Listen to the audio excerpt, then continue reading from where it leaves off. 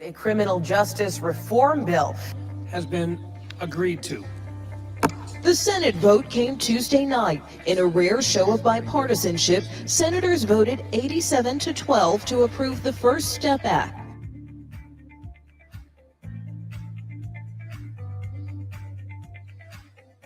Are coming home to be with their loved ones, to find jobs, to find housing, and to hopefully succeed as contributing members of society.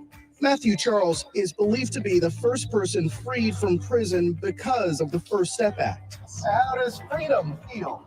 Freedom feels wonderful. Encouragement is greatly welcomed. So I'm thankful for it. I'm thankful that God is in my life. I'm thankful that people are able to see that I have changed. And it is an example of a redemption story so that others that have changed will also be able to benefit from the change they made as well.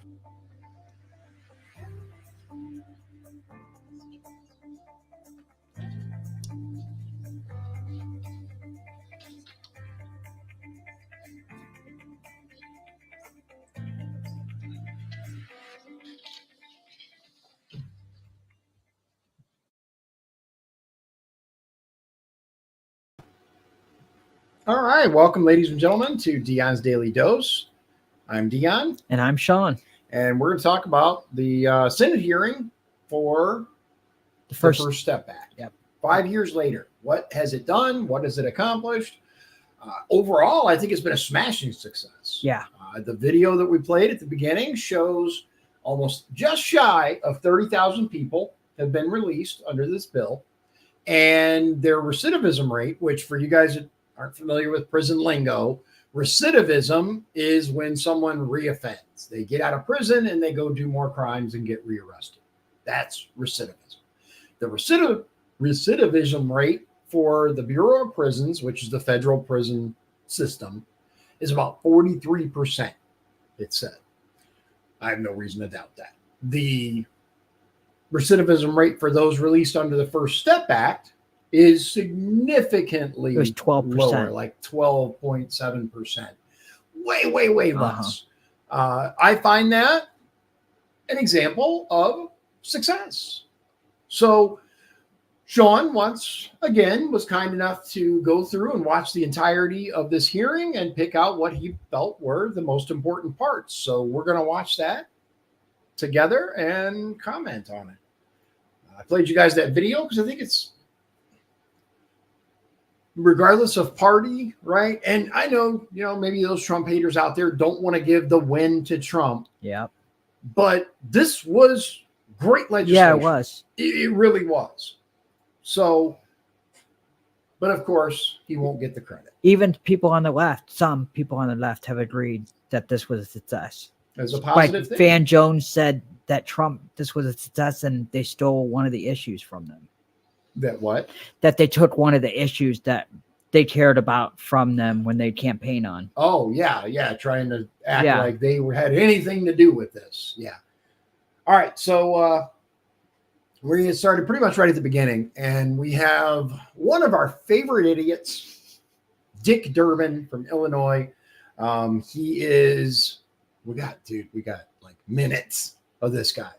Thanks, Shawn. I'm just kidding. He's the chair. He is the chair, so we're gonna have to listen to his, But here we go. Let's just get into it and let the people decide. Always a big fan of that. Here we go. This hearing, 5 years of the First Step Act, reimagining rehabilitation and protecting public safety, is long overdue. Today, the committee will hear from four witnesses about the success of the First Step Act. It is the most significant criminal justice reform legislation in a generation. That's a hefty claim. The most significant criminal justice reform legislation in a generation. Mm-hmm. That's a lot, man. I want to thank Ranking Member Graham and his staff for working with us to select today's witnesses. It echoes the bipartisan spirit of cooperation that led to the enactment of this landmark legislation.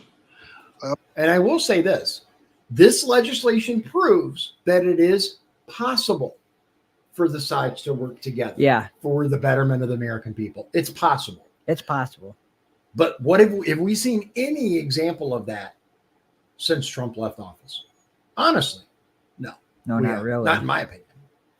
I also want to thank everyone who has joined us today, including the U.S. Sentencing Commission Chair, Judge Carlton Reeves, and his colleagues who've been hard at work updating the federal sentencing guidelines to reflect the First Steps reform. Okay. Last month marked the 5th anniversary of Congress coming together and passing the First Step Act by an overwhelming bipartisan majority in both the House and the Senate. Yeah. At the outset, I'll turn to a video about the passage and the impact it's had.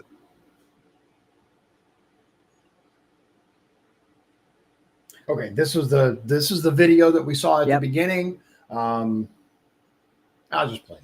Okay. Let's just play it again because somebody might have just tuned in. Here we go. A criminal justice reform bill. Has been agreed to. The Senate vote came Tuesday night. In a rare show of bipartisanship, senators voted 87 to 12 to approve the First Step Act. Which is almost unheard of. Yeah. I agree with that. It's a Are success. coming It is. home to be with their loved ones, to find jobs, to find housing, and to hopefully succeed as contributing members of society. Matthew that's what Charles we is want. believed to be the first person freed from prison because of the First Step Act. We want these How does people freedom feel? contributing members of Freedom society. feels wonderful. Encouragement is greatly welcomed. So I'm thankful for it. I'm thankful that God is in my life. I'm thankful that people are able to see that I have changed. And it is a example of a redemption story so that others that have changed will also be able to benefit from the change they made as well. Look at this, 29,944. So just shy of 30,000 people. Their recidivism rate is only 12.4%. Bureau of Prisons recidivism rate, 43%. It's a smart on crime policy giving people second chances. I was proud to champion this landmark legislation, and I want to give special credit to Senator Grassley, who couldn't be here today. He's not feeling well, Tragic. but he was a real leader on this I like effort. It was Ooh, signed into Grassley, law by yeah. President Trump. It was truly bipartisan from the start. It included support Graham's by, okay. with Senator Grassley, as I mentioned, Senator Booker, Senator Graham wasn't Lee, there for some Senator reason. too. Whitehouse, and Senator Cornyn. Those two individuals are with us here this As morning. if they had actually. It acknowledges the obvious. The vast majority of people who are incarcerated will one day be released. Yeah, So we should help prepare them for successful reentry. I agree with In the that. last 5 years, this landmark legislation has reduced the population in our overcrowded federal prisons safely and effectively, reuniting families and revitalizing communities. In addition to looking toward the future, the First Step Act helps to remedy the effects of the harsh and misguided drug sentencing laws from the 1980s. I remember Which, I don't know if you know this, but Biden was directly Yep. responsible for said laws. Uh-huh. that era very well. I was a member of the House of Representatives. The arrival of crack cocaine scared the hell out of us. We decided to impose new sentencing guidelines, which would make it clear to the public once and for all that if you do crack cocaine, we're going to hit you and hit you hard. We sure as hell did. 100-to-1 disparity in sentencing between powder cocaine and crack cocaine. The net result of it all, sadly, was not what we'd hoped for. The price of crack cocaine on the street went down instead of up. The Yep. number of users went up instead of down, and we had the largest federal prison population in the history of the United States, predominantly African Americans who were convicted of those crimes. The sentences were astronomical. What used to be a matter of a handful of years turned into 10, 15, 20, 25, and beyond. That was the reality of the situation that we faced when we started talking about reforming the situation. The First Step Act helps to remedy the effects of those sentencing laws in the 1980s. I authored legislation, the Fair Sentencing Act of 2010, that reduced the disparity of 100-to-1 between crack and powder to 18. It's a long story as to how we came up with that magic number, but that was the number we had to live with. The First Step Act makes Fair Sentencing Act retroactive, allowing those still serving sentences under the disparity to petition for resentencing. I'm thankful. Hey guys, just got an update. Apparently, a man tried to charge the stage as President Trump was speaking in Pennsylvania. Claim as violent leftist just tried to breach security at Trump's Pennsylvania rally, but was stopped by police. In a matter of seconds, the man was stopped, secured, and removed. You know, the way that it should be. But it's getting scary. It is getting scary. Sorry for pausing there. I just thought you guys, should know that. Yeah. I appreciate the heads up. Here we go. For the tireless efforts of many dedicated advocates and families who never gave up hope that this bill could become law. Since the First Step Act's passage, I've met so many Americans who've successfully returned home because of. I'm going to pause it here because I do want to give a little preface real quick. For those of you guys who are longtime viewers of the channel, you know me, you know my background, you know Shawn. I was a correctional officer at a maximum security prison, Indiana State Prison here in Michigan City, Indiana. And I was also, as a teenager, I went to jail. I went to county jail because I did stupid shit, right? Mm-hmm. Teenagers, goofy, dumb stuff. And I was arrested and convicted. Criminal damage to coin-operated vending machines. Is that the stupidest charge you've ever heard? Here's the thing, right? I was sentenced to a year, 2 for 1, so I did 6 months, and I got out and I changed my life because I didn't want that anymore. For me, it was a wake-up call. It was like, oh yeah, if I keep doing this stupid shit, I'm going to end up being that kind of life, and I don't want that kind of life. I ended up turning myself around. Many, many years later, I was able to pass a full FBI background check in order to become a correctional officer at a maximum security prison. A lot of the guys in there, the vast majority of the people in there are going to get out someday. Most of the people in the maximum security prison are not there for life. They're serving 5, 10, 15, 20, 25 years, but they're going to get out and they're going to come to your neighborhood. I like this, not because we're just cutting people loose, because that's not what it's about. It's about preparing them for the transition to regular society. Yeah. And once you serve a certain amount of time in jail / prison, really, once you serve a certain amount of time, the world is different when you get out. Like, think about it. Smartphones and all this stuff has not been around as long as people think it has. Email, internet, all these things are fairly recent comparatively. So you have people that are coming out to a completely technological world who, like, the most tech they might have had was a Commodore 64 when they went in. That's a huge difference, man. Some people, predate computers at all. Yeah. So just think about that for a moment. I am personally all for giving people the skills that they need to no longer be a criminal, to be a functioning and contributing member of society. So I have seen both sides of the bars. I know how it works. So I personally, my opinion, phenomenal legislation. This historic legislation. Some would still be in prison today if Congress had not passed the First Step Act and President Trump had not signed it. Today we'll hear from one of them. One of our witnesses, Matthew Charles. I told him he was the star of the show after that video. I'm glad you're here, Mr. Charles. The First Step Act has been quite a success. With almost 30,000 people released under its reforms through January 2023, only 12.4% have been arrested for new crimes. That's shockingly low compared to the recidivism rates of state and federal prisons. Like we said, like about 42 to 43% is the average. So 12% is nothing. Compare that to Bureau of Prisons' overall recidivism rate, more than 3 times that number, 43%. Even with this legislation's achievement in reducing recidivism, we must remember that it is indeed a first step in a long journey toward thinking about rethinking rehabilitation and reversing failed approaches in our criminal justice system. In order to make our system fairer, we must continue to learn the proven successes, smart on crime policies like the First Step Act. We must provide more opportunities for those who were incarcerated to re-enter society successfully, reunite with their families, and contribute to their communities. Now, make no mistake, as much as I believe in what we've done and would do it all over again, there have been some of these situations where people have been released and broken my heart. I thought we got them on the right path, but it didn't happen. It's going to happen. We can't give up on so many who are going to be successful in reuniting with families and rehabilitating their lives because of those few. But I think of That's like saying we should stop all parole because Johnny got out and did stupid stuff. Uh-huh.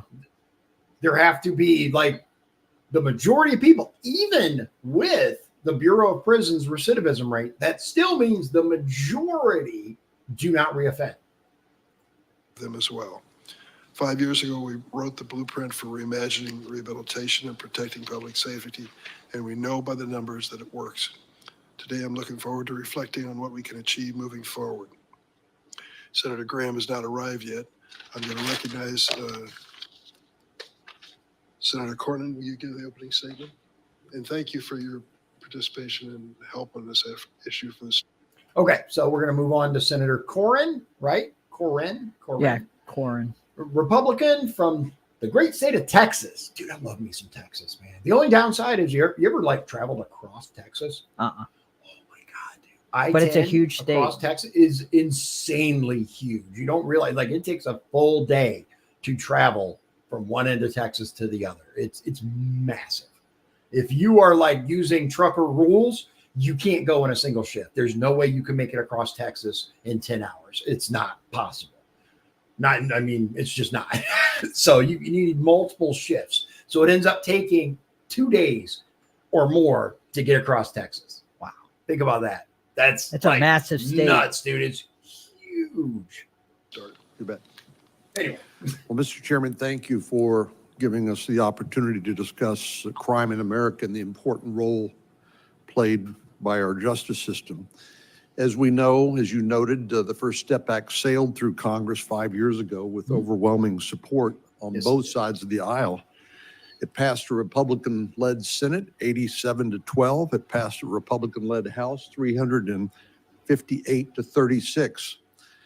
Those were the days. President Trump signed it into law. He's not wrong. When we debated the First Step Act, we talked about the revolving door of the criminal justice system. We aim to reduce recidivism rates and prevent formerly incarcerated people from landing behind bars again, if possible. Portions of the law were aimed at slowing the revolving door, particularly those that focus on prison programming and evidence-based recidivism reduction training that have been successfully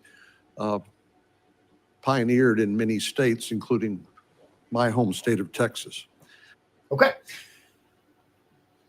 Those guys brought us up to speed on what the First Step Act is, how successful it's been, and now we're going to hear from the witnesses themselves. Yep. Well, first we have to do the intro and the swearing in. The swearing in first. That is 2435. By the way, the name of this video: Senate Judiciary hearing on 5 years of the First Step Act. And then the It's Union presented Herald. by the Union Herald. Yeah.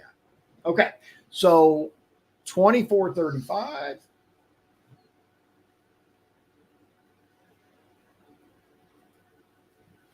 Okay. And this is 2435 to 2435 to 3524. The intro, and more importantly, the swearing in of the witnesses. We get to hear who these people are and why they're here. I want to welcome our consensus witness panel. First witness will be Matthew Charles, a senior policy advisor with the Criminal Justice Reform Organization, FAM. Yeah, that's the guy that got out of prison. Yep. He was featured in that video. He is now a member of the panel that's deciding how all this proceeds, which is kind of awesome. Yeah. One of the first people released from federal prison under the First Step Act. We also are joined by J. Charles Smith, State's Attorney for Frederick County, Maryland, and President of the National District Attorneys Association. We also welcome Jerron Smith, who served as a Deputy Assistant to former President Trump on the White House Domestic Policy Council. And last but not least, we'll hear from Steve Markle, Special Education Teacher with the Bureau of Prisons and the National Secretary Treasurer for the Council of Prison Locals. Let me lay out the mechanics. After swearing in the witnesses, they'll each have 5 minutes to make an opening statement. Members will then have 5 minutes each to ask questions of those members of the panel. So let me administer the oath and ask the panel to please rise. Real quick, guys, stick around after the end of the video and I'll fill you in on what's going on. Had a power outage here and stuff, kind of set us back, but I'll fill you in after. Raise your right hand, please. Do you affirm the testimony you're about to give before this committee will be the truth, the whole truth, and nothing but the truth, so help you God? Let the record. Oh, look, Duron Smith, he's black. I thought Trump hated black people. That's what they claim, but he doesn't. Reflect that the witnesses thankfully have answered in the affirmative. And we're going to start with Mr. Charles in your opening statement. Please proceed. Thank you, Chairman Graham, Chairman Durbin, Ranking Member Graham, and members of the committee. Good morning. My name is Matthew Charles, and I'm happy to be here. Since I was released under the First Step Act 5 years ago, I've spoken on several occasions about my journey in that legislation. I've even spoken to some of you before in this very chamber. I am happy to be here today to mark the 5-year anniversary of this landmark legislation.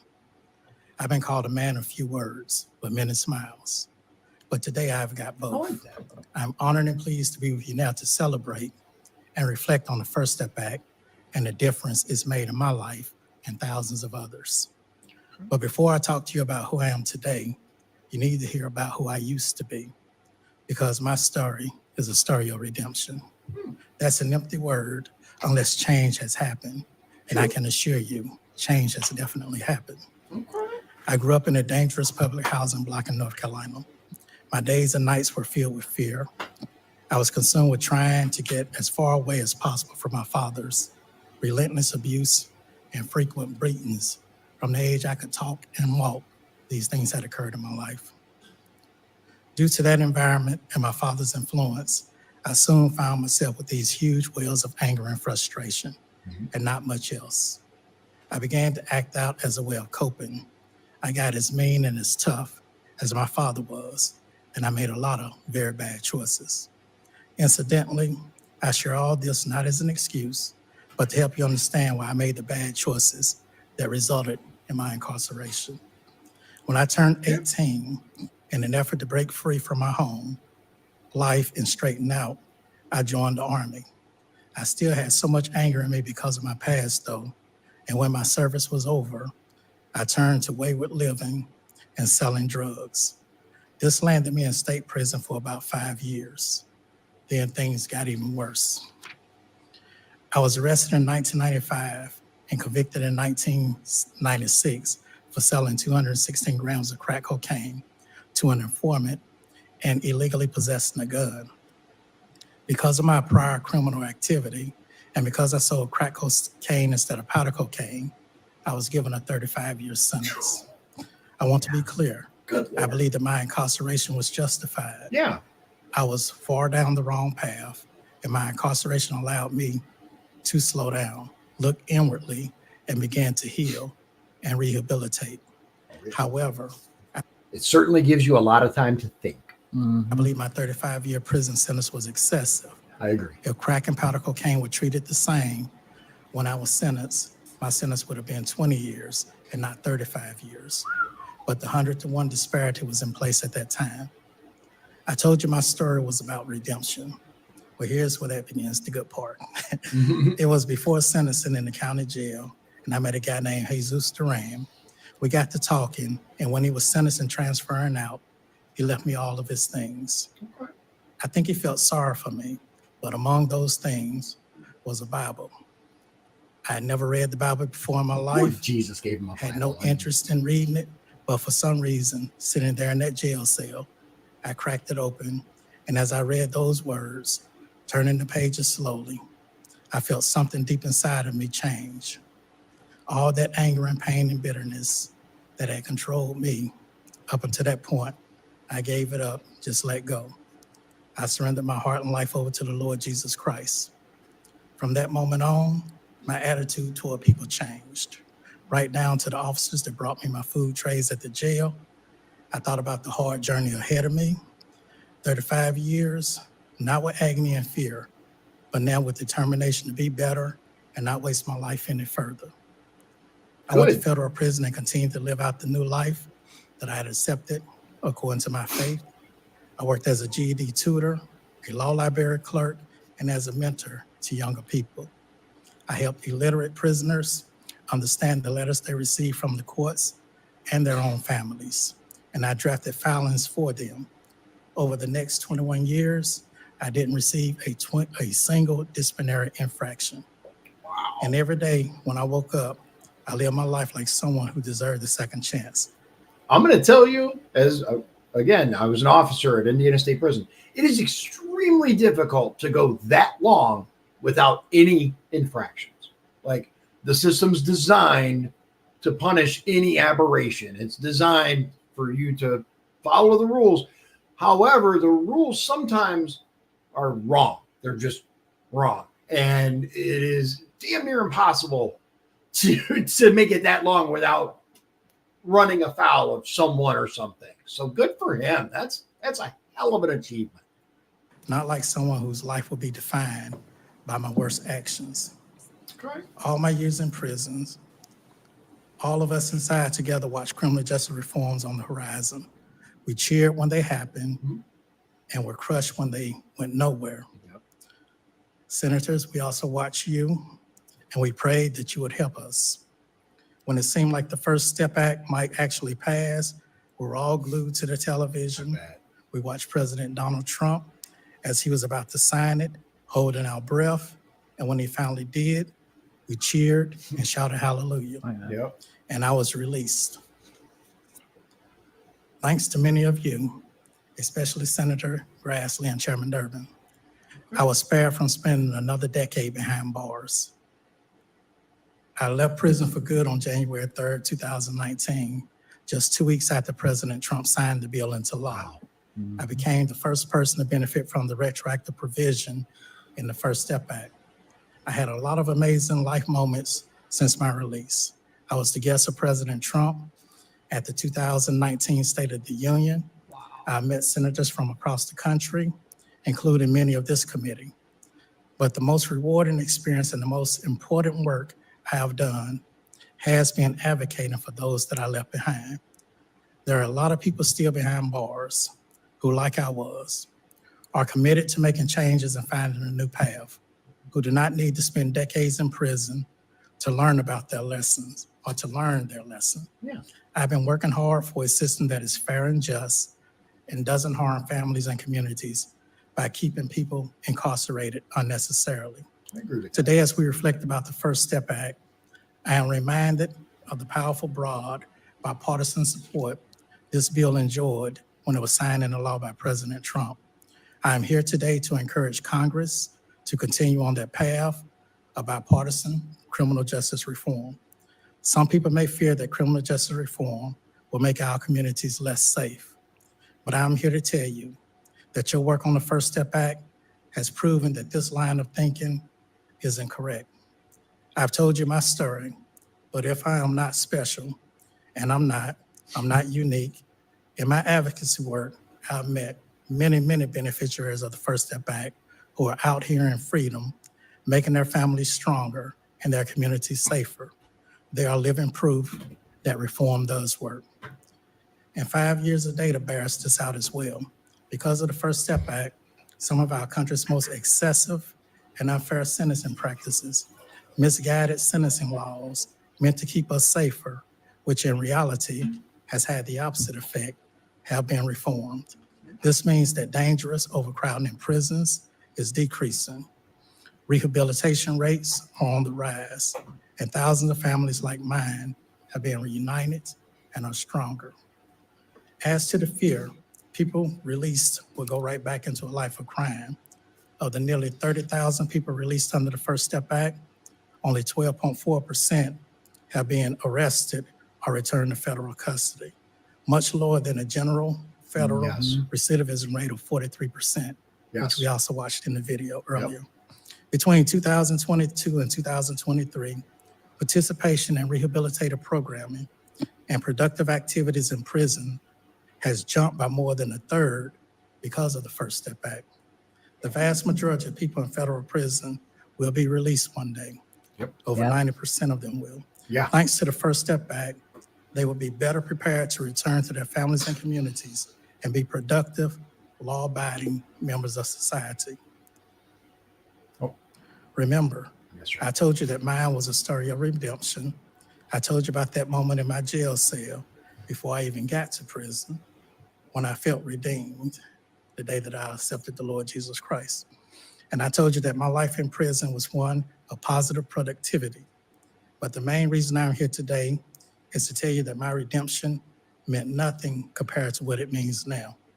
Now that the First Step Act has placed me out here in freedom, it's out here that I can really walk the walk and make my family stronger, my community safer, and my country more just and fair.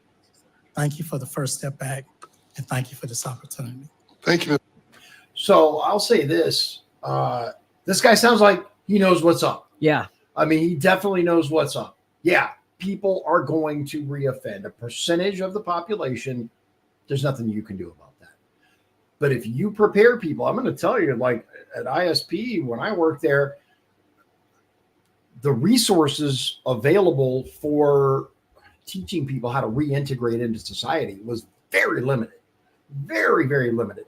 So I would like to see the First Step Act teach people how to survive, not as a criminal. Yeah. I mean, that's the point.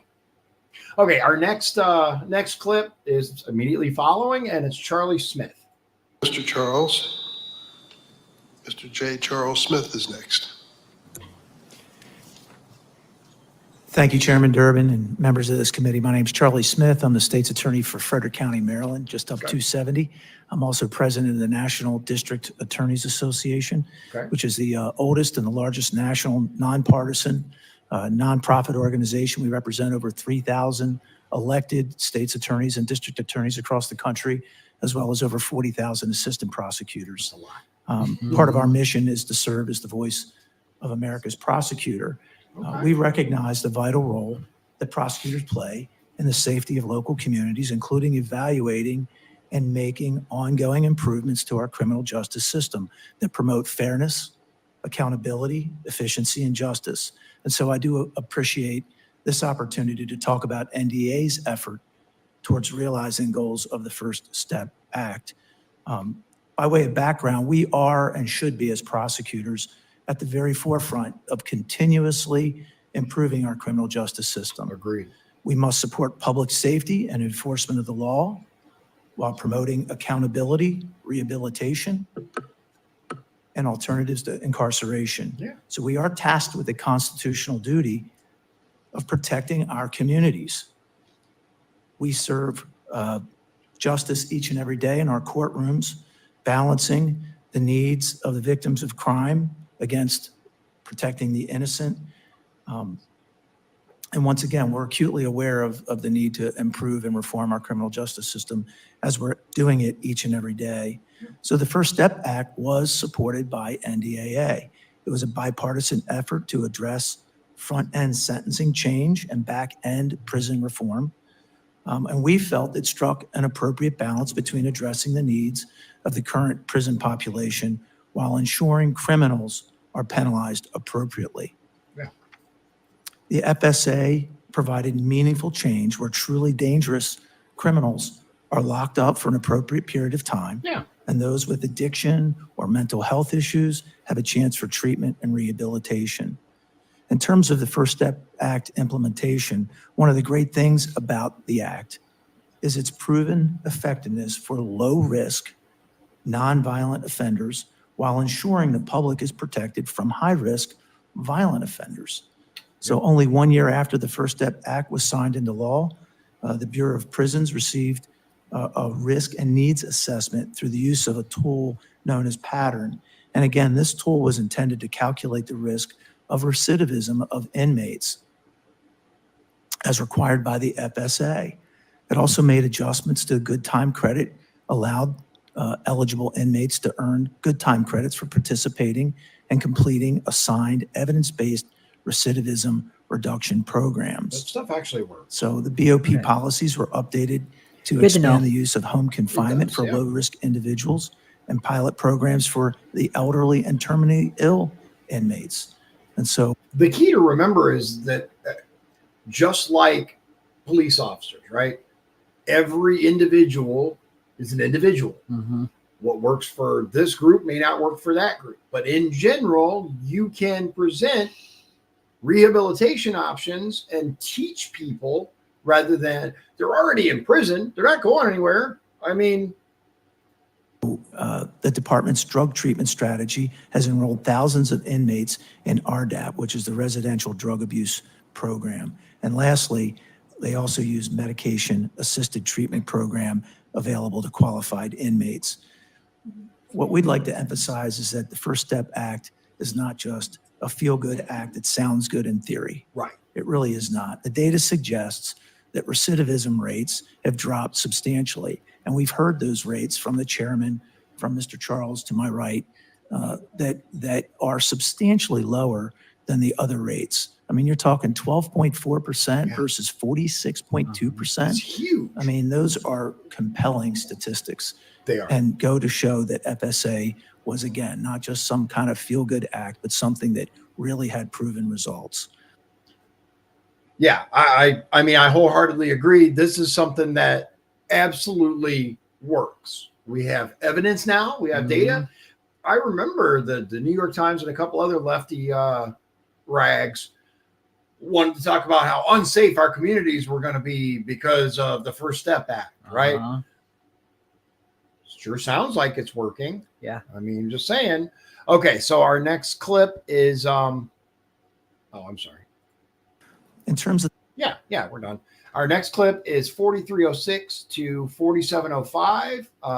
Steve Markle.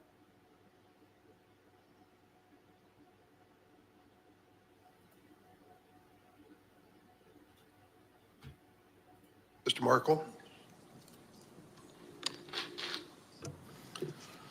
Good morning, Chairman Durbin, Ranking Member Graham, and members of the committee. I'm honored to represent the Council of Prison Locals and provide a statement on the implementation of the First Step Act within the Federal Bureau of Prisons. The Council of Prison Locals represents nearly 30,000 Bureau of Prisons employees who work tirelessly inside Americans' prisons. These dedicated correctional professionals ensure the safety of inmates, staff, and the public, even in the face of adversity posed by some of the world's most dangerous individuals. Having worked for the Federal Bureau of Prisons for over 20 years as a special education teacher, I have firsthand experience witnessing the positive impact of the First Step Act. I can attest to the added desire for inmates to attend GED courses, which will allow them upon completion to enroll in vocational courses. We have seen the increase of inmates enrolling in apprenticeship courses and participation in adult continuing education classes. The dyslexia screening requirement of the First Step Act has assisted in identifying inmates with learning disabilities. Identifying disabilities has enhanced our staff's ability to assist these inmates. I agree. While the BOP has known and provided educational courses for years, this act has highlighted the need to enhance what has been previously provided. An enormous amount of classes have been added since the implementation of the First Step Act. Over the years, we have collaborated with Chair Durbin's office and Senator Grassley's office in regards to the First Step Act and its effect on the Bureau. Our council also continued to work with BOP representatives to develop policies for the successful implementation and management of the First Step Act.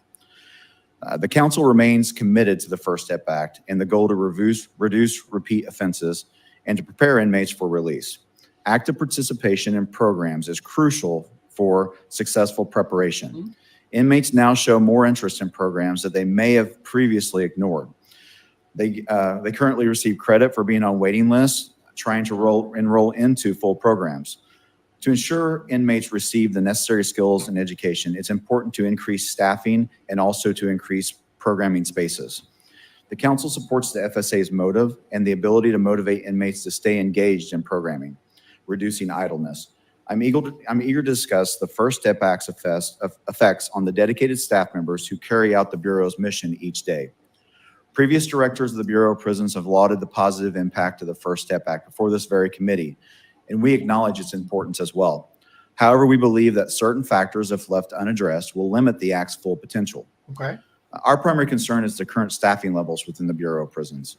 Since the signing of the First Step Act, the filled positions in the Bureau of Prisons have decreased from over 43,000 to the current amount of 34,000.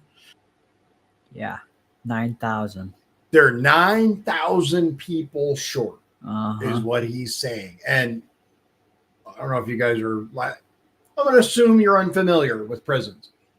You need people, you need staff because you're already greatly outnumbered. Uh-huh. The way that personnel is set up, they have X number of officers per location.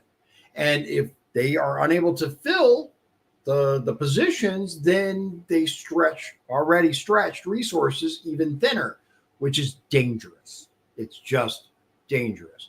And I want to address something really quickly before we move on. A lot of people, especially civilians who aren't, I say civilians, but people who aren't familiar with the prison system or haven't worked at a prison, it's very easy to say, oh, we shouldn't be paying for anything for these guys, right? They shouldn't have classes. They shouldn't have college. They shouldn't have any of this stuff.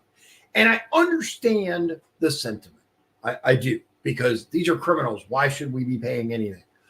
Well, I'm going to tell you, number one, we already pay to feed and house them. That's a fixed cost. There's nothing we can do about that. That's just there. But what's the cost if they get out and they go on to commit more crimes and they return? It's a lot more expensive than if we had given them a skill to utilize, like carpentry or metalworking or something like that. They learn that, and then they can go out and get a real job instead of return to dealing drugs or whatever they ended up in there for. This reduction of 8,708 staff members raises concerns about our ability to effectively carry out our responsibilities. Yeah. The impact of these staffing cuts, particularly evident among our correctional officers who serve as our first line of security. At the end of 2023, we have approximately 12,300 correctional officers, which are 8,000 below the appropriated number from Congress. So it's even worse than what he said. Uh-huh. That is huge disparity. That is a massive disparity.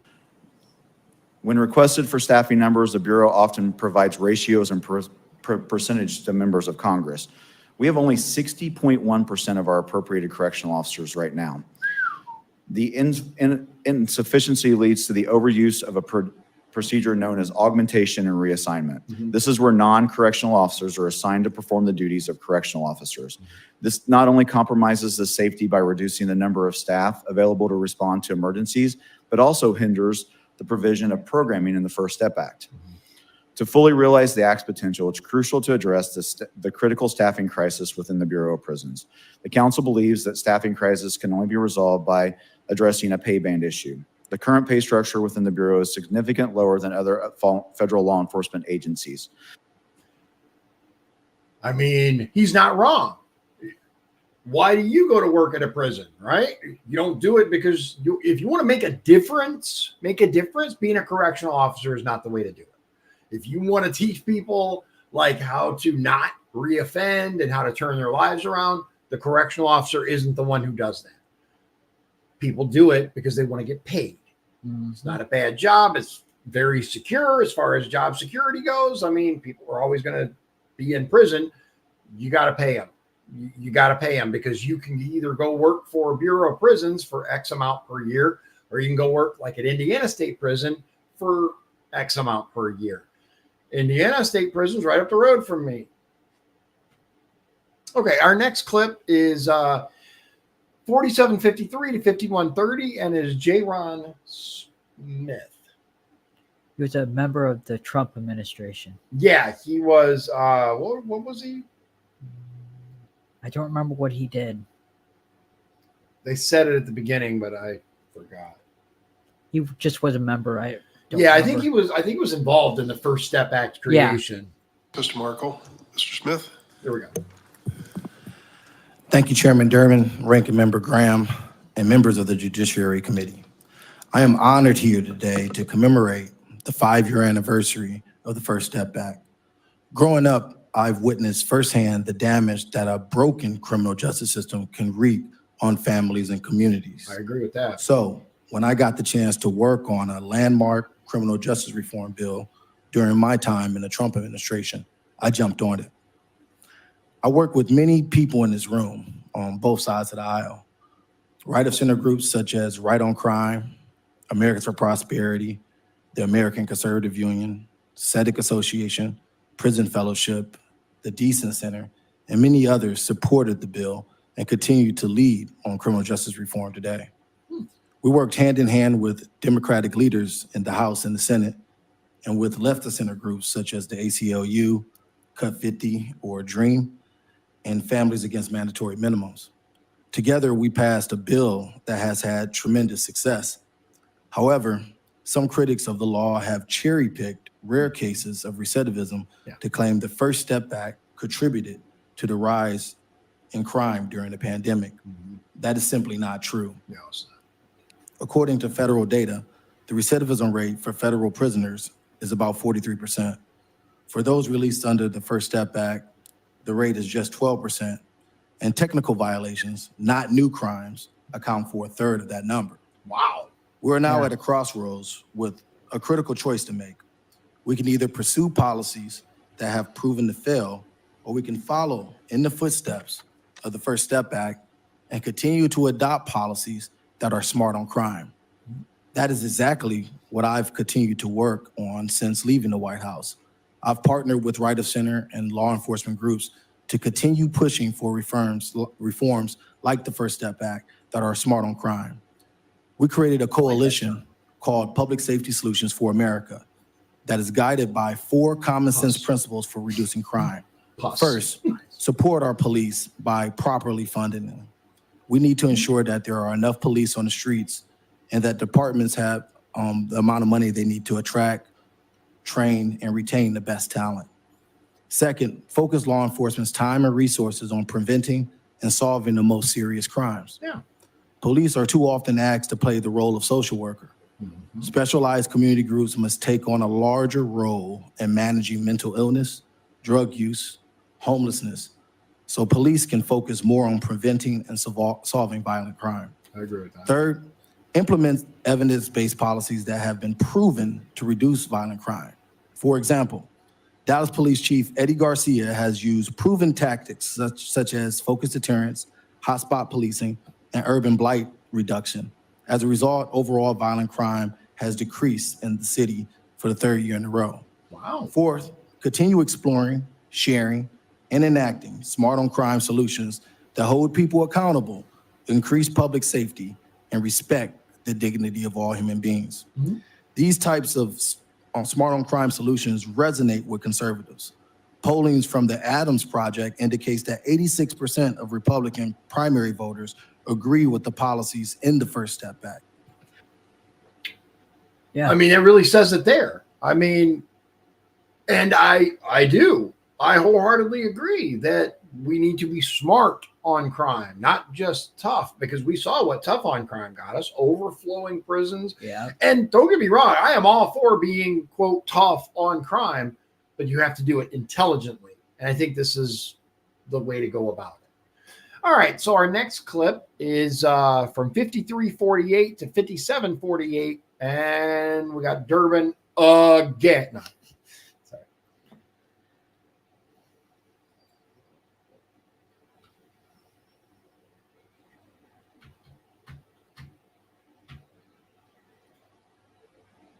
The committee, that's fine too. But let me start with Mr. Charles. There was a moment when your life turned around. Was that all your decision, your experience? Was there something external that made a difference to you that you think could help someone else in the future? I think what actually took place in my life was I was at a period to where I was in the county jail. My past, like I said, had been one of shame. And at that moment, I think the fact that I was arrested in that county jail and open to change, that it actually happened. But I don't want to get caught up on the fact that my story is unique in any capacity, because people actually change or become rehabilitated for various reasons. A lot of times it may be because of they've now been separated from their family and their loved ones for a prolonged period of time. It may be due to the fact that they've aged since they've been incarcerated.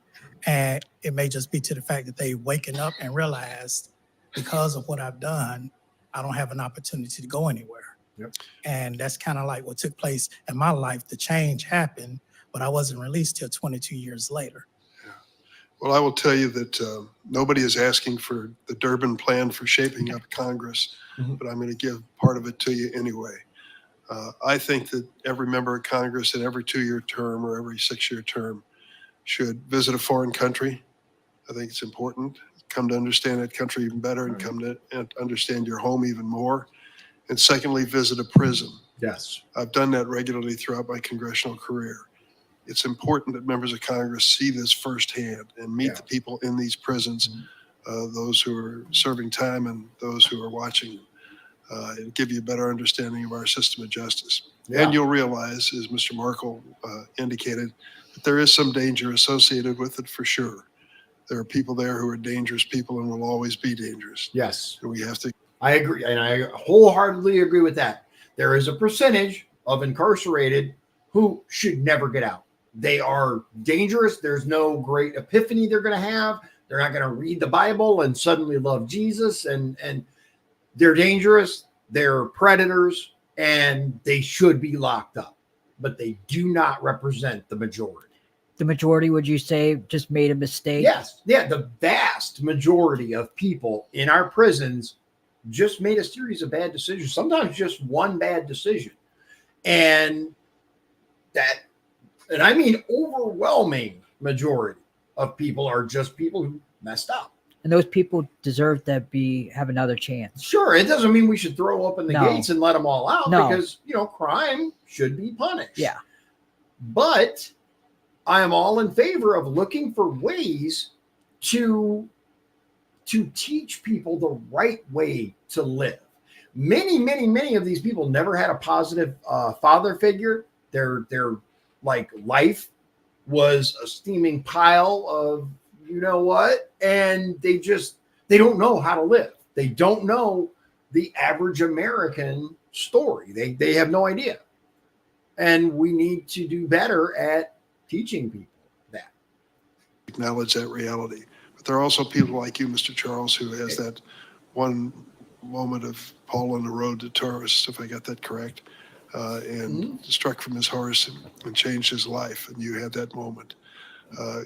Mr. Smith from the District Attorneys Association, what is your thought about what else we could be doing or should be doing from the First Step Act? Well, the First Step Act did a great job of differentiating between good people making bad decisions and bad people making bad decisions. Yeah. Okay, the bad people who make bad decisions, they stay in jail. That's a really good breakdown. Yeah. That's a great statement right there. Because they should. They're a threat to public safety. The good people that made a bad decision, that were convicted for it, went to jail for it, And they should. are getting rehabilitated and released earlier as well. They should. I think there's a narrative out there about mass incarceration. Well, without mass criminality, there would be no incarceration. So I think what we need to do is focus on why people are committing crime in the first place. We have a problem with crime in the United States of America, juvenile crime especially. On a recent call to the White House, I was told that car thefts among juveniles are almost 1 million car thefts across the United States It's of a America. terrible problem, terrible challenge. It's a terrible problem. So we're doing a great job of implementing reforms like the First Step Act. I think what we're not really doing a great job of is figuring out why people are committing crime in the first place. I don't know whether it's a lack of opportunity, whether it's a lack of family, education. I'm not sure. But we need to definitely focus on why people are taking a first step towards committing crime and do something about that. Thank you. Senator. I mean, the cause of crime, right, is a deep subject because it varies. But ultimately, what he said rings true. Good people who made a mistake shouldn't spend their entire life behind bars. I mean, when they kill someone, that's that's different. It's different. But genuinely dangerous people, for the most part, other than some liberal paradises, are incarcerated and they stay incarcerated. And that's not what this program is for. This program is not to help them get out early. So, and they should be, exactly. Yeah, they should be. All right. So our next clip is Senator Hirono. Corona from Hawaii, Yep. Hawaii. 103.33 to 109.05. Oh, her. Okay, you remember her now. For him, this is a very important issue. I do want to ask each of you, with the diverse backgrounds that you have, as you talked about the successes under the First Step Back, for each of you, and we can start with Mr. Charles, what is the most effective next step that we can take to follow up on the First Step Back that we should consider pursuing in a bipartisan way? I know that the chairman asked some of you this, but I just wanted to get a sense from the entire panel. What do you think is the most important next step that we should contemplate? Thank you, Senator. I would say in regards to that question, there are two things that immediately come to mind. I believe that there should be second look laws passed by this Congress for those federal prisoners. And the reason being is because whenever I gave my testimony earlier, I spoke about me serving 22 years in prison. And I also spoke about my saving date, that I accepted my Savior in 1995. And I was sentenced in 1996 to 35 years. So for over 20-something years, I was in federal prison with not one disciplinary infraction. I was doing everything that you would want somebody incarcerated to do to show signs of rehabilitation. But nobody knew that except me, my family, and those that were formerly incarcerated around me, because the judge never knew that. He sentenced me and I was gone. And the society never knew that. They just knew how I used to be when I was out in the street. So second look laws will allow that person to petition the court, and then the court will be able to look at that person's record of incarceration and see if there have been any, substantial changes. Also to see what type of vocational or educational courses or classes that they have achieved taking. And then he would be able to make a conscious decision, of course, with the district attorney also looking at that petition and filing whatever statement that he wants to forward or opposing it. And then be able to say, okay, this person has made a significant change in his life and no longer remains a threat or a public safety factor, and therefore could be safely released back into society. So I would say to create some second look laws is one, and the other is one that I'm hoping this Congress will pass this year is pass the Equal Act. And the reason being is because I was sentenced under 101. I stated earlier in my opening statement how I was given a 35-year sentence as opposed to a 20-year sentence because of that disparity between those two drugs. We understand today, we understood as early as 2000, 2010, when it was lowered to 18-1. Chairman Durbin stated how the 18-1 ratio he didn't say came out of thin air, but it came up with something that was acceptable before this Congress. But there needs to be no disparity between those two drugs. And, thank you. I'm really sorry to interrupt you, but I know that we need to do more sentencing reform. I'm sorry that you spent so many years in prison, but I thank you for participating. Mr. Smith. God, she's so dismissive, dude. Like, she just exudes. I'm not sure how that would work either, because basically we already have that sounds like parole. However, I will say this: federal prison is different than state prisons. Like state prisons, you have like 2-for-1 and all that stuff, right? Federal prison, I'm pretty sure, is day for day, and the earliest you can get out, I think, is like 75 or 80% of your sentence you have to serve before you're eligible for parole. State prison's a little different. I'm not opposed to exploring the possibility of adjustment. However, I think this is a good start, and I don't want to take too big a steps forward on fixing it. Moving on. What is the next important thing that we should pursue?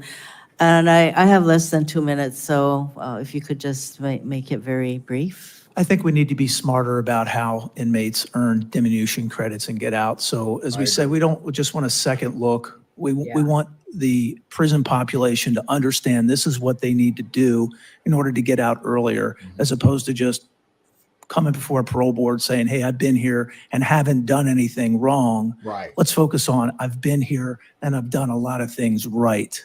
Yeah. And therefore I'm reformed I'm rehabilitated, and I am less likely to reoffend when I get out of prison. Yeah, I agree with that. Mr. Markle? I would say implementation. We have been doing the best we can with what we have. We need more resources. We need better policies.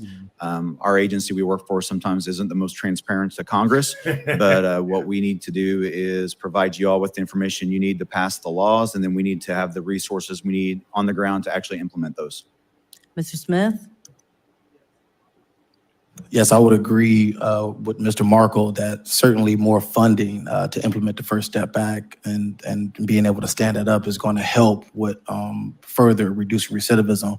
But I also think focusing on community supervision. I know that Mr. Cornyn mentioned legislation that he sponsored to reform our supervision. That also will help with recidivism. As you can imagine, with the First Step Back, a number of the individuals that recidivated was from technical violations, which we would need to reform. And the Community Supervision Act, Safer Supervision Act actually does that work. And so I think that would be an excellent second step. Thank you. Thank you very much. Just one more point. We do have halfway houses for people who are coming out of prison. Do all of you acknowledge that that is an important step in having a person come back into the community to have? Now, I'm gonna break in right here because if you have any kind of understanding of how a halfway house actually works, in many cases, it is many, many times worse than simply them going home to their family. Like the almost invariably, they're going to share space with people who are not reformed and they're actively out committing crimes. And a lot of times it just creates a network of criminals. And my mom worked at a halfway house, a federal one, and the stories she told me were just insane, absolutely insane. These kinds of places for them to go to within their own communities. Does anybody disagree with the importance of these halfway houses? Okay. Thank you, Mr. Chairman. Thank you, Senator. Lucky I'm not there. 'Cause, Yeah. Here's the thing, right? If done correctly, a halfway house is a positive thing. The problem is anytime you introduce humans into an equation, right? It's like the whole, like the communism looked great on paper, but unfortunately you have to have humans involved, that kind of thing. Anytime you introduce humans into an equation and put them in charge of things, issues happen.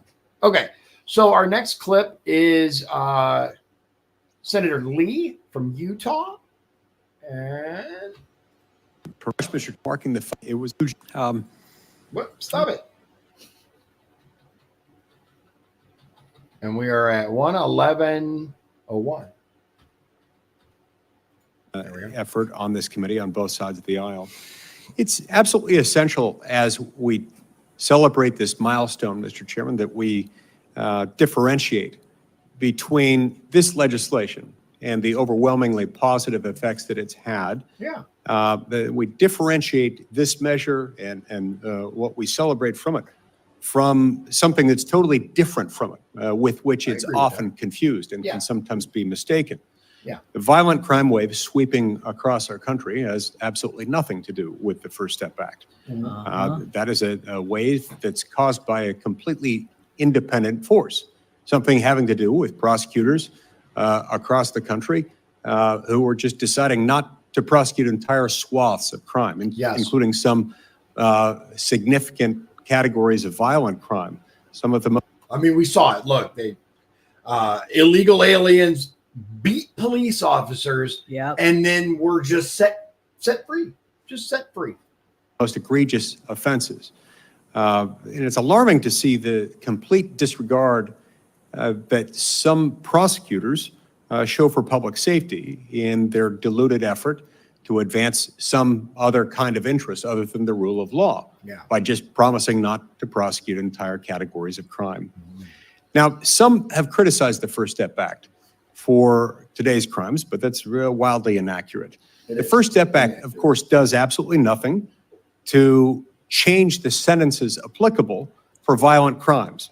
As Mr. Smith said, Mr. Jerron Smith, the First Step Act, quote, is about developing and implementing a system in which nonviolent prisoners are given the incentive to improve their behavior and ultimately improve themselves, gaining the education and tools they'll need to succeed when they eventually do leave prison. I couldn't agree more. And blaming the First Step Act for problems that are caused by deliberate prosecutorial inaction is about the same as getting your cavity filled by your dentist one day, and the next day when your basement floods, blaming your dentist for the flooding. The results of the First Step Act itself have been overwhelmingly positive. In August of 2023, the Council on Criminal Justice released a report showing that individuals released under the First Step Act had a recidivism rate 37% lower than those released prior to the FSA who were similarly situated. And even with the 10,000 prisoners released under the FSA beneficiaries accounted for a minuscule portion. We're talking about 0.02% of national arrests, 0.02% of all national arrests. Wow. I meet been regularly with successful. First Step Back beneficiaries, like Matthew Charles here, including last month when I met with a group of entrepreneurs, homeowners, men and women, who are now able to live with their families in their communities and lead very productive lives. And some folks, like Weldon Angelos, were facing life sentences or effective life sentences for nonviolent drug offenses. Mr. Angelos, of course, was what first sparked my attention in criminal justice reform. When, back in 2004, he was sentenced to 55 years in prison for selling 3 dime bags of marijuana to what turned out to be an undercover reporter, and someone working with the police. That is an insane amount of time that? for a little bit of weed, dude. 55 years. Wow. Undercover agent, Dude. a confidential informant. And because of the fact that he was charged for each of those dime bags sold over a 72-hour period, and because he had a gun on his person at the time of those transactions, totaling no more than $350, a gun that was neither brandished nor discharged in connection with the offense, he was subject to the 924C stacking problem, where those were each treated as individual predicate offenses under the 3 strikes law, leaving the federal judge who sentenced him no choice but to give him 55 years. And that's the downside to mandatory sentences. There are downsides to all this stuff. One of them being you send somebody to prison for 55 years for 3 little dime bags of weed, dude. Come on. That's ridiculous. That is. Judge Paul Cassell, himself a former federal prosecutor, hardly known as Minimum Cassell, not somebody known as being soft on crime, made the unusual step of issuing an opinion disagreeing with the sentence he was about to impose. He said there are rapists, there are murderers, hijackers, terrorists who don't get this much time in prison. Yet I, as a federal district judge, have no choice but to send you away to prison for 55 years. And then he said something that would haunt me ever since then. He said, only Congress can solve this problem. And so that's what got me involved in this effort, and what got me originally working with Senator Durbin after I got to the Senate, and grateful to him and so many others who worked hard on this effort. But the work is not done. One of many problems that we've got with the 924C stacking problem, we fixed it prospectively in the First Step Act. Still needs to be fixed retrospectively. Mr. Angelos is out of prison only because President Obama commuted his sentence and President Trump later pardoned him. But there's a lot left to be done, and I look forward to doing that. Thank you very much. Thank you, sir. He's not wrong. I mean, there are people that are serving time, like serious time, for stupid stuff. I mean, dude, come on. 3 dime bags of weed, really? For 55 years. Why? Because he had a gun on him. Hello? I'm not going to go sell drugs without being armed. Like, those guys get robbed all the time. Like, come on, man. All right, our next, oh, God, really? Our next clip is Senator Booker from New Jersey. This guy. Whoa. All right, here we go. Senator Lee, I thank you personally for working so assiduously on this problem, having seen it firsthand. Thank you very much. Senator Booker? Thanks so much. Just in this, first of all, thank you all, everybody in the panel for being here. It means a lot to me. Steve, can I start with you just because you have so much insight. I can't tell you how much benefit I get of visiting federal prisons, state prisons, jails, and actually turning to the people that work there every day. And it's amazing the wisdom that they have about just common sense solutions and ideas. One of the things that concerns me is the practical impact of the staffing shortages going on right now and what that means for incarcerated individuals, as well as, frankly, the safety and well-being of the people that work. What can you give us in terms of insights about what we should be doing about that problem? Well, I appreciate that, Senator. Our number one concern, and it has been for years, is not filling the correctional officer positions that we've been appropriated through Congress. I throw some numbers out there, and right now we're 8,000 correctional officers short from what was appropriated from Congress. That's where it all starts. Mm-hmm. If we don't fill the correctional officer positions, then we don't have the first line security in our institutions to protect inmates and staff. But it also affects the programming for First Step Act because we're constantly pulling teachers, recreation specialists, case managers, counselors out of their primary jobs of actually, working to reduce recidivism and First Step Act programming, and we're actually utilizing them to fill a correctional officer spot. That's where it has to stop right there. If we can fix the staffing crisis we have, I think this program will just flourish in the future. Yeah, and that's frustrating to me that we have this wisdom, we know what's working, but we're not filling spots. Number one, I think it's a safety issue for correctional officers as well as for inmates. But then the other thing is it's undermining the implementation of the First Step Act. Another thing I always do when I visit facilities is I turn to both people that work there as correctional officers and to wardens. I always ask them the question, are there people in this institution that are wasting taxpayer dollars and really shouldn't be here? And even the toughest wardens or correctional officers look at me and say, absolutely yes. Yeah. And one of those populations is just the elderly, that folks that have been there for years, sometimes decades. And there's legislation that is talking about ways to get those folks who really have aged, who are costing taxpayers even more money because there's a lot. That's it right there, guys. Pay attention, because they would much rather spend their money on illegals than on old criminals that need health care. Yeah. Because if you go to prison, they're responsible for your health care. Exactly why I did this quip, because I wanted to bring that up. And yeah, look at you. Look at you. As much as I detest listening to this, we think alike. But yeah, absolutely. They don't want to pay for that. Like, it costs a lot of money to keep people with chronic health conditions locked up. That's what it's about. It's about the dollar. They don't care about these people.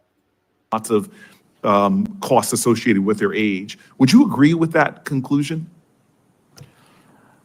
I believe it's unique to the individuals that we're talking about. I believe that there's a certain percent of the populations that fall within that category. There's a certain percent based on their sentencing that they've had before that wouldn't. But I think if the empirical data would support it, then it's something that should be looked at. I can't say that the elderly population, they don't cause any of the issues we have in federal prisons as far as discipline and other issues, but I would say it's probably lower than the rest of the prison population. Yeah. Right, and there's some pilot programs that are showing a lot of promise in this case. I think some work that we should do together. Real quick, there are a lot of actually interesting pilot programs going on in our federal prisons and in some state prisons. And I know you know a lot of them, from agricultural farming work to work with animals and care. If you could see some of the pilot programs that you know about off the top of your head and say, gosh, if Congress would just expand this successful program, it would have such an impact on the working conditions of the people, of correctional officers, and the well-being and eventual success of incarcerated individuals? What are some things that come to mind when I ask that question? I think vocational programs through education are the most important. It's important to have more vocational because as people progress through GED and they graduate, they can move on to those.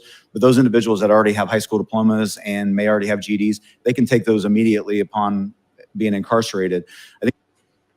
Yeah, he goes on to talk about more programs, but ultimately what it comes down to, and he said it, is we need to fill these positions. We need help because every especially officer that you're down creates a bigger safety hazard.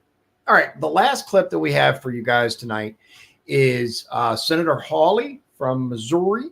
And it's an interesting clip. Okay, and it's 135 to 139.29, and that'll be the last clip.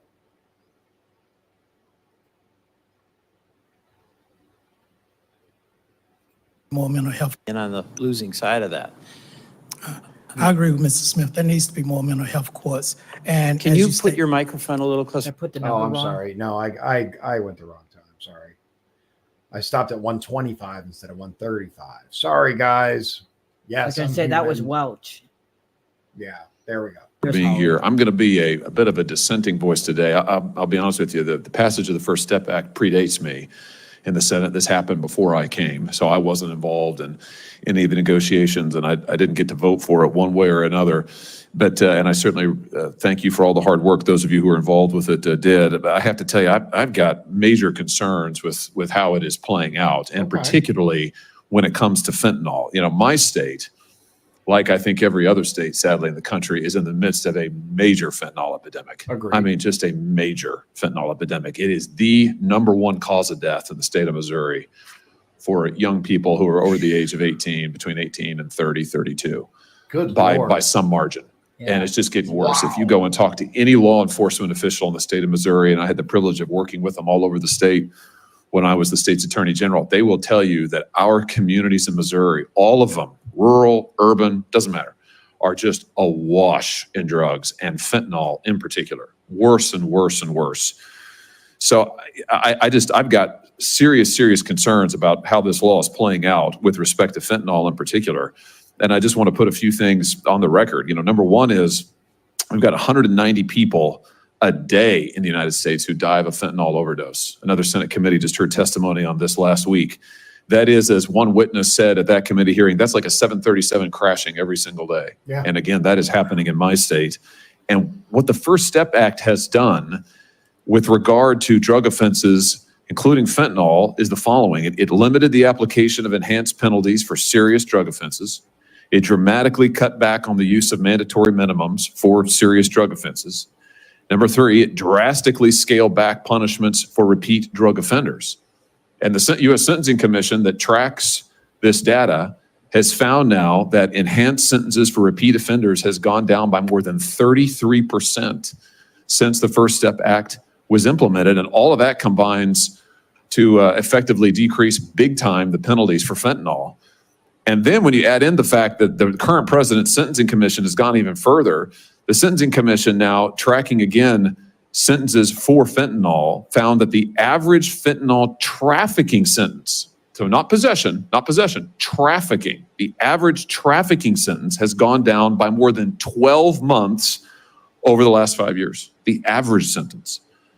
And more than a third of fentanyl offenders receive a downward variance from their recommended sentence. Again, that's trafficking. That's not possession.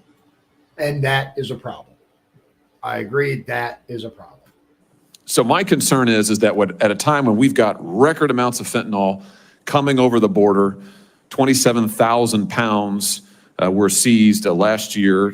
That's hundreds of millions of doses. The DE estimates that 20,000 pounds of fentanyl would be enough for 800 million lethal doses. That's 860% more seized last year than in 2019. And that's just the amount that was interdicted. Who knows how much actually got through. Right, yeah. At a time when we are just awash with this, the effect of the First Step Act when it comes to fentanyl has been to give traffickers and repeat offenders a pass. And I just think that is a huge problem. And I know in my state, it is having hugely detrimental effects. So, you know, I know Mr. Smith. Okay. All right. Well, a little bit more. Charles Smith, you're a prosecutor. In fact, right now you're the president of the National District Attorneys Association, I think. Is that correct? Yes, Senator, that is correct. Yeah. Well, thank you for your tremendous work. And again, thank you all for being here. And thank you for your tremendous work in that connection. You're on the front lines, and believe me, I appreciate you. The people of Missouri appreciate our attorneys. We call them prosecuting attorneys in Missouri, and just appreciate the tremendous work that you do.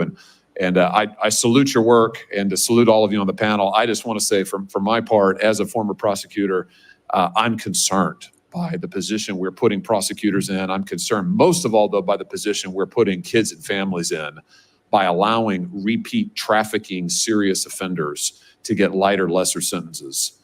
And I'm concerned about the effects this is having on safety in my state, on overdoses in my state. And I hope that there's something that we can do about this in the future. Thank you.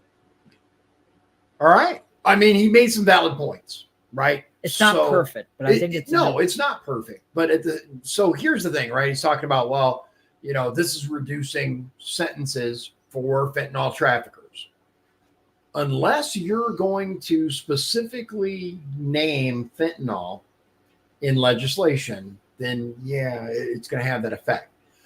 And okay, yeah, but by the way, fentanyl, horrific, it's killing people for sure.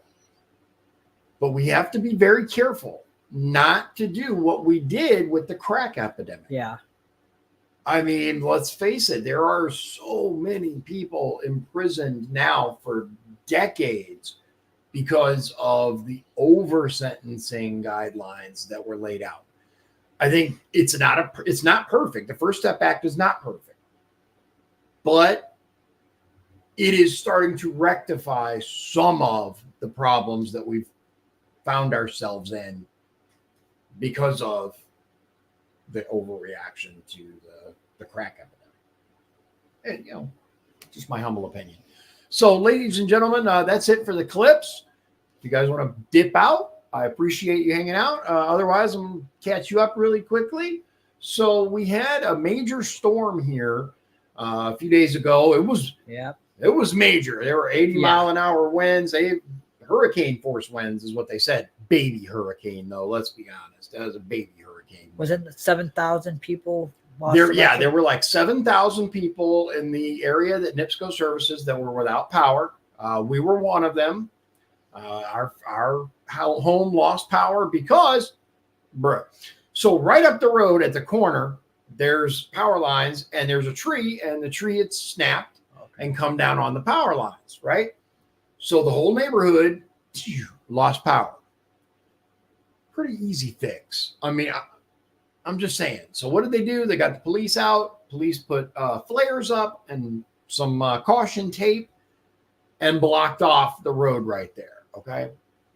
It took NIPSCO almost just shy of 24 hours to get over here and hook the power back up. Unfortunately, this meant that we weren't able to do coffee break because we didn't have any power. Kind of hard for me to do, the video with no power. And it messed my schedule just completely up. However, I understand that we had I think the neighborhood consisted, at least on the little pin on the map when you go to the NIPSCO outage website, it tells you who all is out and what their progress is, right? You click on one and it'll say estimated restore time, whatever, right? They're going to go for the one with hundreds or 1,000 people that don't have power before they come to us, which was like 51, according to that. I get it. But I get it. So unfortunately, we were not able to do the videos on schedule like we planned. But apparently it's all fixed now. And I also used the opportunity to get something that should come in handy next time NIPSCO wants to take their sweet time. Jenny. Absolutely. Yep. Don't even think about it. It's locked. Anyway. No, look, man. Unfortunately, like the guy said, crimes have risen. It has. It has. I have lived in this home for the last 5 years, and I never, ever had any problems until a month or so ago, somebody stole my son's bike. Yeah, right out of my backyard. Not my front yard, my backyard that has a gate. Unfortunately, maybe I should have put a lock on the gate. I have rectified that situation. I now have a lock, but he is sans like $400 something bicycle. Sucks. It sucks. Criminals suck. Especially thieves, dude. I can't stand. It just infuriates. Buy your own stuff. Get a job, dude. Anyway, so that's where we're at right now. We are going to, I also should be having some more shorts and other edited clips, edited for posterity, for whatever. We're not trying to censor anything, but we are trying to make it concise and boom.